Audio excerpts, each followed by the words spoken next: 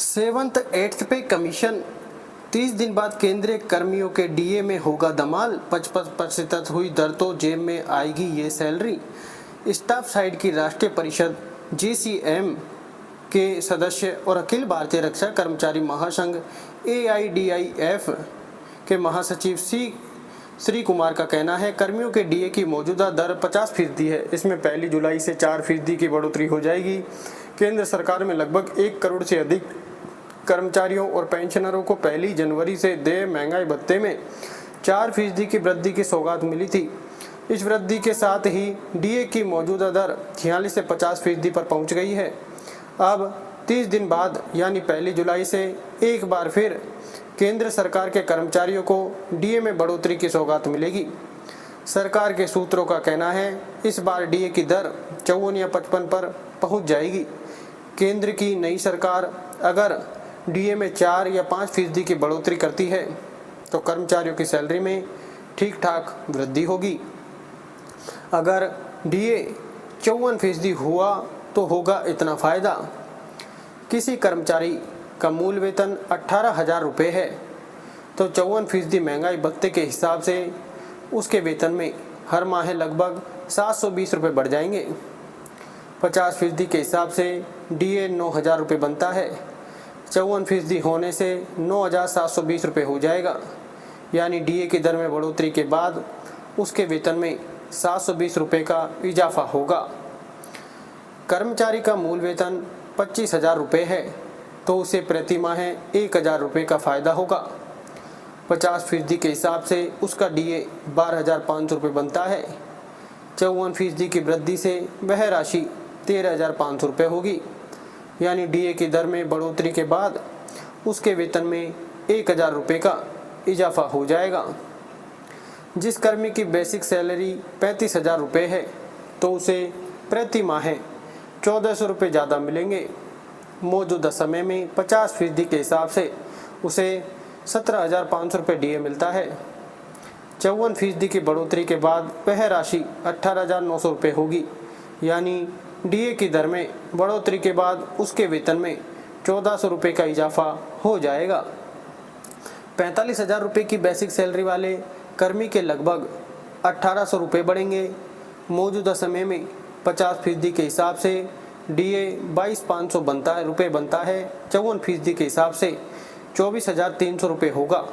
यानी डीए की दर में हुई बढ़ोतरी से उसके वेतन में 1,800 रुपये का इजाफा हो जाएगा।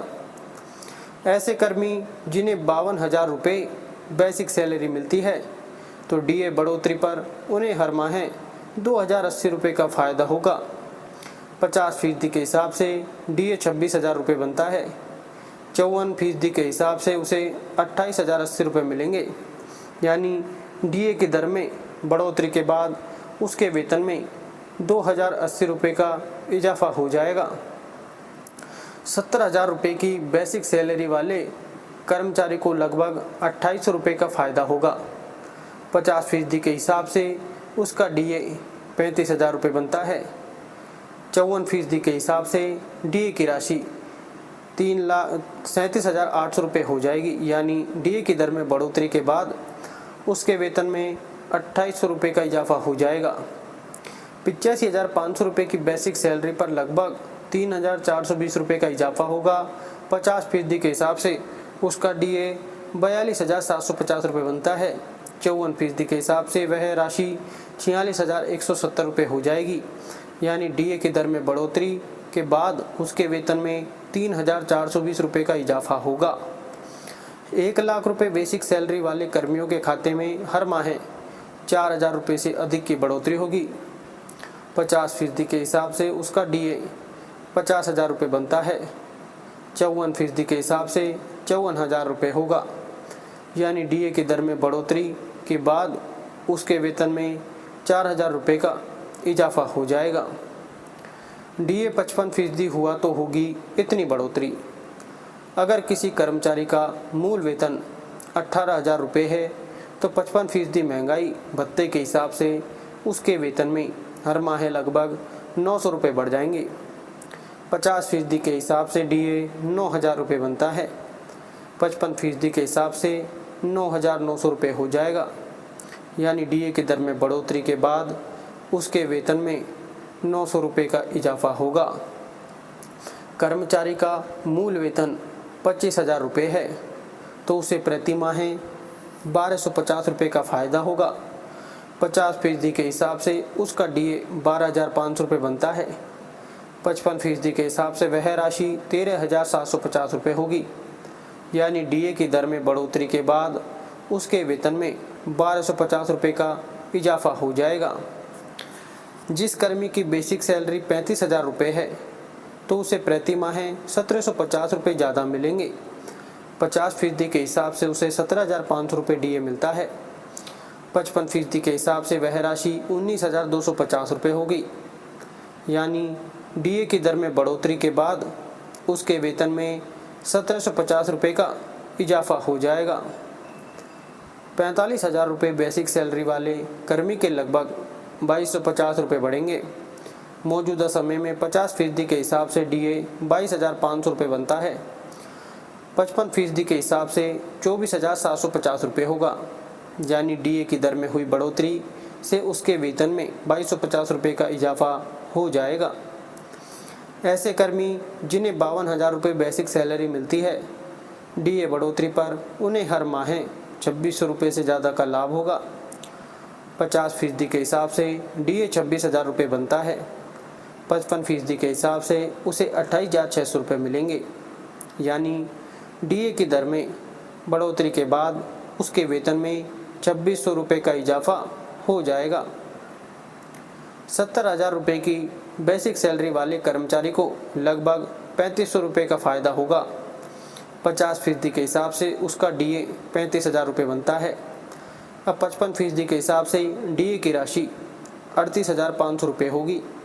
यानी डीए की दर में बढ़ोतरी के बाद उसके वेतन में 3,500 रुपये का इजाफा हो जाएगा। 85,500 रुपये की बेसिक सैलरी पर लगभग 4,275 रुपये का इजाफा होगा।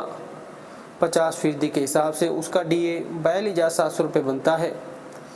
55% के हिसाब से वह राशि 47,025 रुपये हो जाएगी। यानी डीए की दर में बढ़ोतरी के बाद उसके वेतन में 4,275 रुपये का इजाफा होगा।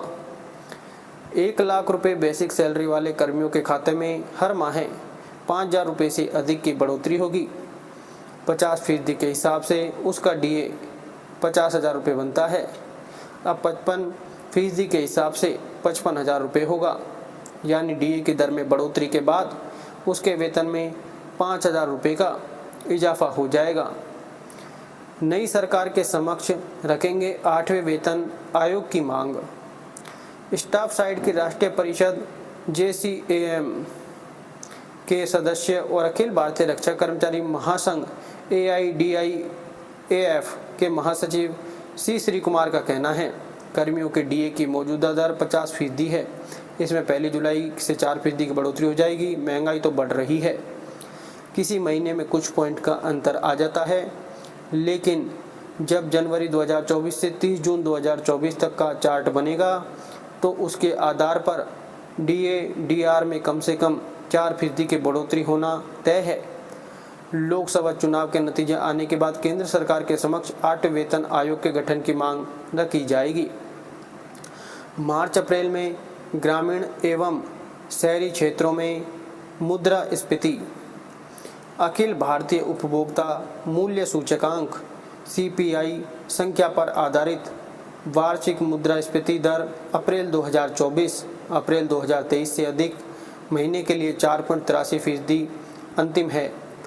ग्रामीण और शहरी के लिए मुद्रास्फीति दर क्रमशः 5.43% और 4.11% है।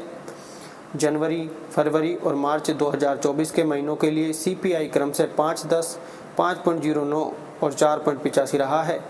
शीर्ष 5 समूहों में कपड़े और जूते, आवास और ईंधन और प्रकाश समूह पर साल दर साल मुद्रास्फीति पिछले महीने से कम हुई है। मुद्रास्फीति के अंतर्गत अप्रैल 2024 में CPI सामान्य ग्रामीण क्षेत्र में 5.43% और शहरी क्षेत्र में 4.11% रहा है। संयुक्त प्रतिशत 4.83 है। इसी क्रम में उपभोक्ता खाद्य मूल्य मुद्रास्फीति CFPI ग्रामीण क्षेत्र में 8.75 और शहरों में 8.56% रहा है। संयुक्त प्रतिशत 8.70 है। मार्च 2024 में CPI सामान्य ग्रामीण क्षेत्र में 5.51% और शहरी क्षेत्र में 4.14% रहा है। संयुक्त प्रतिशत 4.85। इसी क्रम में अप्रैल 2024 के लिए उपभोक्ता खाद्य मूल्य मुद्रास्फीति ग्रामीण क्षेत्र में 8.75% और शहरों में 8.56% रहा है। संयुक्त प्रतिशत 8.70 है। मार्च 2024 के लिए शहरी क्षेत्र में CFPI 8.55 और शहरों में 8.41% रहा है। संयुक्त प्रतिशत 8.52 है। ग्रामीण और शहरी क्षेत्रों में सूचकांक की स्थिति अप्रैल 2024 के लिए सूचकांक की बात करें तो अप्रैल 2024 के लिए CPI सामान्य ग्रामीण क्षेत्र में 188.5%, शहरी क्षेत्र में 184.7% और संयुक्त प्रतिशत 186.7 रहा है।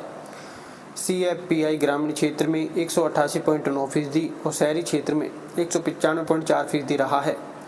संयुक्त प्रतिशत 191.2 रहा है। मार्च 2024 अंतिम के लिए सूचकांक की बात करें तो CPI सामान्य ग्रामीण क्षेत्र में 187.8%, शहरी क्षेत्र में 183.6% और संयुक्त प्रतिशत 185.8 रहा है। CFPI ग्रामीण क्षेत्र में 187.8% और शहरी क्षेत्र में 193.4% रहा है। संयुक्त प्रतिशत 198.8 रहा है। इस तरह निकाली जाती है प्रतिक्रिया दर साप्ताहिक रोस्टर पर NSO-MOSPI